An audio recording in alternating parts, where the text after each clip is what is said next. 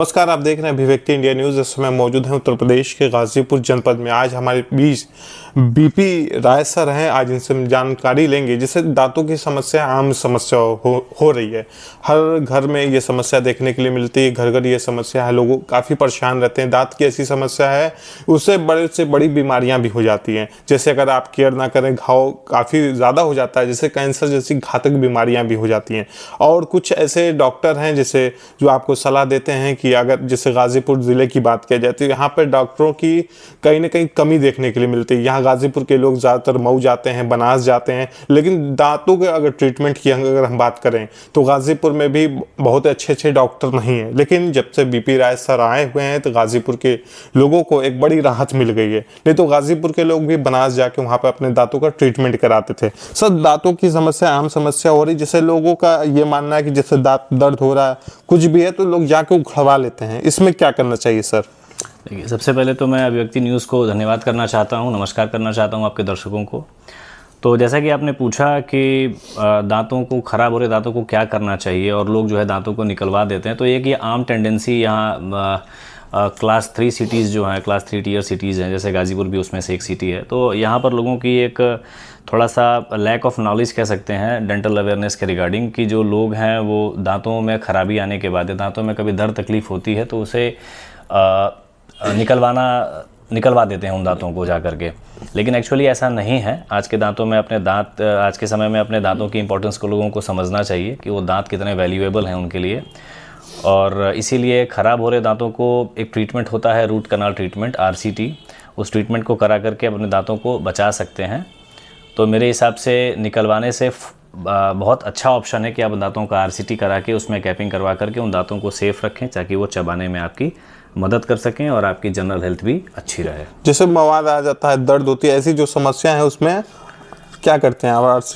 देखिए, एक्चुअली क्या होता है कि दांतों में आमतौर पे मवाद की स्थिति तब बनती है जब दांतों में थोड़ी सी कैविटी बन जाती है। तो शुरुआती दौर में तो मवाद नहीं बनता, लेकिन सेंसिटिविटी और पेन रहता है दांतों में। तो वैसी स्थिति में आमतौर पे जो पेशेंट्स होते हैं वो मेडिकल स्टोर जा करके दवा लेकर के और उसको दबाते रहते हैं उस इन्फेक्शन को। तो सब्सिडरी जो है थोड़े समय के लिए आराम तो मिलता है, लेकिन परमानेंट आराम नहीं मिलता उसे, वो ठीक नहीं होता। बस एक तरीके से समझ लीजिए कि कुछ समय के लिए इन्फेक्शन दब जाता है।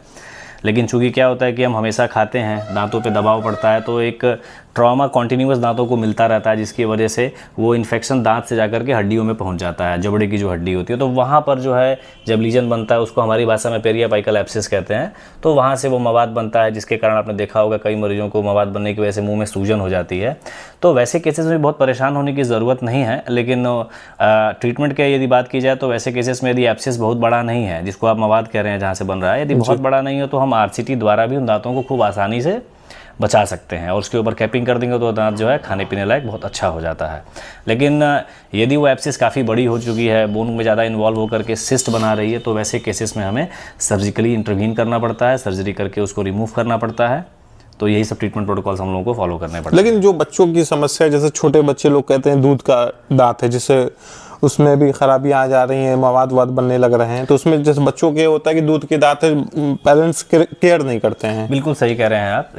एक्चुअली बच्चों के दांतों के ट्रीटमेंट के रिगार्डिंग बस एक यही ट्रीटमेंट होता है कि दूध का दांत यदि ख़राब हो गया तो उसको निकलवा देने की एक टेंडेंसी लोगों में है। लेकिन ऐसा नहीं है। अभी मैं कुछ मॉडल से आप लोगों को बताऊँगा। जैसे यदि बच्चों के दूध के दांत ख़राब हो रहे हैं, तो हालांकि ये दूध के दांत जो है 5 से 6 साल की एज में सारे के सारे दूध के दांत जो है आ जाते हैं बहुत अच्छे से। बच्चों के मुंह में 20 दांत होते हैं जो है, और ये दांत जब ख़राब होकर के टूटते हैं तो एक ट्रांजिशन फेज़ आती है जो धीरे धीरे 7-8 साल की एज से स्टार्ट होकर के और 12-13 साल तक ये सारे दूध के दांत टूट करके नए दांत आ जाते हैं जी। लेकिन उसमें एक प्रॉब्लम ये आती है कि यदि सपोज़ करिए कि बच्चे की उम्र यदि 5 या 6 साल है और उसका दूध का दांत ख़राब हो गया, तो आमतौर पर पेरेंट्स पहले तो दवा से उसको ठीक करना चाहते हैं, लेकिन चूंकि वो एक अंदर इन्फेक्शन बनता है बोन में तो ठीक नहीं हो पाता है। तो लोग उसे निकलवा देने में अपनी समझदारी समझते हैं, जो कि ऐसा नहीं है। दूध के दांतों की भी RCT की जाती है, उसको टेक्निकली पल्पेक्टमी कहा जाता है। पल्पेक्टमी करने के बाद कुछ इस तरीके के स्टील के कैप्स आप दिखाएंगे तो थोड़ा दर्शकों को समझने में आसानी होगी। ये कुछ स्टील के कैप्स आते हैं, इसको लगाया जा सकता है। अब तो थोड़ा सा एडवांस समय हो गया, तो स्टील के अलावा जो है टूथ कलर्ड भी सिरेमिक वाले जो है कैप्स आते हैं, उसको आप इस तरीके से दांत पे लगा करके कम से कम ये जब बच्चे का ये मोलर दांत यदि हमने इसको एक बार बचा लिया यदि 5 साल की उम्र में, तो यदि बच्चा 12 साल की उम्र में गिरता भी है तो 6-7 साल तक खाएगा इस दांत से, और ये जो नेचुरल दांत होगा उसके प्रोग्रेशन में जो परमानेंट दांत आता है उसमें कोई प्रॉब्लम नहीं आएगी, वो समय पे आएगा और इसको जो है हटा करके अपनी जगह ले लेगा। लेकिन सपोज करिए कुछ ऐसा नहीं कर पाए, यदि आपने दांत निकलवा दिया ये, तो कुछ इस तरह की स्थिति हो जाती है। यदि आपने निकलवा दिया है बच्चे का दांत, तभी भी क्या होता है कि जो नीचे का परमानेंट दांत आ रहा है उसको आने की जगह नहीं मिल पाती, क्योंकि खाली जगह की तरफ दोनों दांत, एक ये दांत और एक ये दांत जो है झुक करके उस गैप को कम कर देते हैं। तो उसके लिए एक स्पेस मेंटेनर बनता है, एक छोटा सा जो है अप्लायंस होता है। इसको आप यदि बच्चों को पहना दें जहाँ से दांत निकलवाया है, तो उस जगह पे ये स्पेस उसकी प्रॉपरली मेंटेन रहती है कि जो नीचे से परमानेंट दांत आ रहा है उसको आने के लिए प्रॉपरली जगह मिल जाए और ये जो बाकी दांत है अपनी जगह पर पोजीशन रहें। तो ये भी आप कर सकते हैं। इसमें कई तरह के स्पेस मेंटेनर्स आते हैं, एक ये भी है। इस तरीके से आप पीछे के दांत का सपोर्ट लेकर के बैंड लगा करके और इसके ऊपर स्पेस मेंटेनेंस के लिए स्पेस मेंटेनर दे सकते हैं। तो ये सब जो है ट्रीटमेंट, प्रिवेंटिव ट्रीटमेंट होते हैं, और ये जो है जागरूकता जब होगी डेंटल के बारे में तभी शायद लोग इस चीज़ को समझेंगे। और ये RCT का एक मॉडल मेरे पास है, आप इसको देख पा रहे होंगे कि इस दांत के अंदर कुछ येलो फिलिंग हो रखा है। एक्चुअली ये फिलिंग मटेरियल है, दांत के नसों का इलाज इसे कहा जाता है। तो इसमें किसी दांत में पेन वगैरह है तो इसको RCT करके इस तरीके से फिल करके और इसके बाद इसके ऊपर कैप लगा दिया जाता है, जैसे कि इस मॉडल में मैंने दिखाया है आपको। ये इस तरीके से RCT इन दो दांतों की गई है, इसके ऊपर फिर इस तरीके से कैप्स लग जाते हैं। तो इस तरीके से आप नेचुरल दांतों को प्रिजर्व कर सकते हैं। मतलब बहुत कम खर्च में आप मतलब ये सब करते हैं? हाँ, इसमें डेंटल ट्रीटमेंट बहुत खर्चीला तो नहीं कह सकते आप, लेकिन मशीन्स काफ़ी यूज़ होती हैं इसमें। एक छोटी सी RCT के प्रोसीजर के लिए हम लोगों को 4-5 तरह की मशीन्स यूज़ करनी पड़ती हैं। तो बहुत खर्चीला भी, सस्ता भी नहीं कह सकते, बहुत महंगा भी नहीं कह सकते, लेकिन हाँ जो डिज़ायर्ड ट्रीटमेंट होना चाहिए उस हिसाब से जो है इसमें खर्च आता है और काफ़ी ही अच्छा ट्रीटमेंट है। मैं आपके दर्शकों को बताना चाहता हूँ कि इस चीज़ को थोड़ा सा पढ़ें। यूट्यूब है, आपके पास गूगल है, इस पे जा कर के डेंटल के बारे में पढ़ें, काफ़ी नॉलेज मिलेगा। और ये जागरूकता जो है दांत के प्रति यदि आपकी आएगी तो जाहिर सी बात है कि आपका डेंटल और ओरल हेल्थ काफ़ी बेटर रहेगा। मतलब दांतों में मतलब कैविटीज ना हो, जैसे जो दांत खराब हो रहे उसके लिए क्या सर केयर करना चाहिए? सबसे पहली केयर तो मैं आपको बताऊं कि जब पहला दांत मुंह में आता है तभी से आपको ब्रशिंग करना चाहिए बच्चे को। यदि बड़े हो गए हैं तभी भी ब्रशिंग दोनों टाइम करिए।